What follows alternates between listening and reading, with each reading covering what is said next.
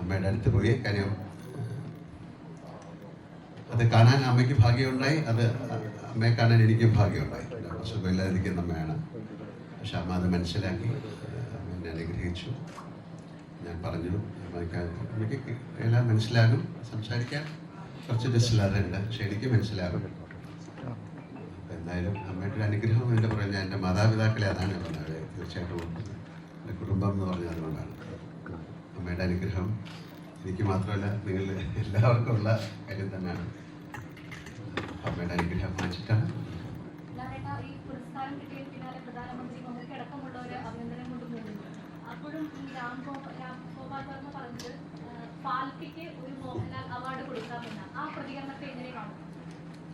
അദ്ദേഹം എപ്പോഴും വലിയ തമാശകൾ പറയുന്ന ആളല്ലേ അല്ലേ? അദ്ദേഹം അതിനെ ഏറ്റവും ഒരു ബ്ലാക്ക് ഹ്യൂമറായിട്ടാണ് ഞാൻ അതിനെ കാണുന്നുള്ളൂ. അദ്ദേഹമായിട്ട് എനിക്ക് നല്ല സൗഹൃദമുള്ള ആളാണ്. അദ്ദേഹം ചെയ്തിരിക്കുന്ന ഒരു ഏറ്റവും വലിയൊരു സിനിമയിൽ അഭിനയിച്ച ആളാണ്. ഒരു കൾട്ട് ഫിലിമായിട്ട് മാറിയതാണ് കമ്പനി എന്നുള്ള ഫിലിം.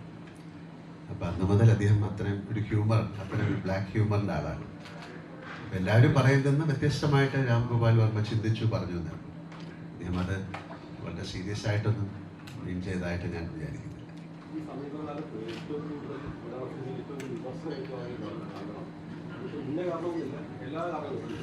നിങ്ങളുണ്ടല്ലോ.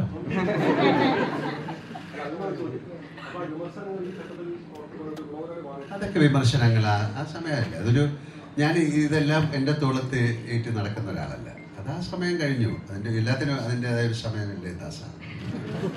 ഇപ്പം അതൊക്കെ മറക്കും. ഇപ്പം ഈ പ്രസൻറ്റിൽ ഏറ്റവും നല്ല സന്തോഷത്തിൻ്റെ സമയമാണല്ലോ. അപ്പോൾ ആ പുറകിലേക്ക് എന്തിനാ ചിന്തിക്കുന്നത്? നമുക്ക് മുന്നോട്ട് ചിന്തിക്കാം. മുന്നോട്ടും ചിന്തിക്കണ്ട, ഈ പ്രസൻറ്റിൽ ചിന്തിക്കാം.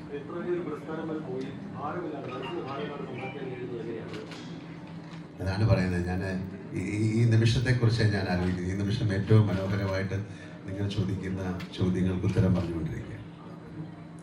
അല്ലാതെ പുറകിലേക്ക് നമ്മൾ എന്തിനാ ചിന്തിക്കുന്നത്? അതൊരു എല്ലാം കഴിഞ്ഞു പോയ കാര്യമാണ്. നാളെ കുറിച്ചും ചിന്തിക്കാൻ പാടില്ല. പക്ഷേ നാളെക്കുറിച്ച് ചിന്തിക്കണം. നാളെ എത്ര മണിക്കാണ് എൻ്റെ ഫ്ലൈറ്റ്?